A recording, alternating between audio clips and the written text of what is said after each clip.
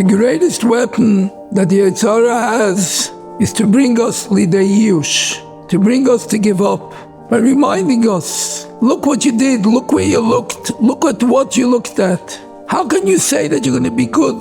Look at what you did. But a Yid looks at it a different way. A Yid doesn't look at how many times he did the wrong thing. A Yid gathers strength by looking at how many times he said no.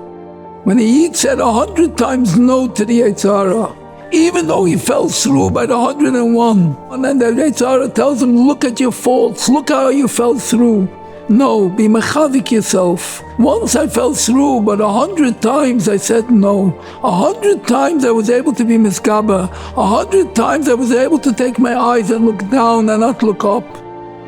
The Mishnah said in Pirkei Avos, Al tihi rasha b'fnei atzmecha. Don't look at yourself that you're a rasha, that you did an avera. Remember how many times you strengthened yourself. Remember how many times you said no. On the other hand, the Gemara says in Masechtas Nida that before a person comes to the world, they make him make a shvua. Afela kol ha'olam kula yomrim alecha tzadikata tehei beinecha kerasha. Asks the Talmud of the Heilige Goyin. It says in the Mishnah in Pirkei Avos, you shouldn't look at it yourself as a rasha. How could the Gemara say that you swear that you're going to be beinecha kerasha? Says the Talmud of the Goyin Rav Mendel Mishkolov, we have to know that there's two sides to the same coin. From one side, we have to be mechazik ourselves from the good that we do and from how many times we're misgaber. But that 100 times that we're misgaber don't have to give us the thought that we already passed the test and we'll be able to pass any test that we have.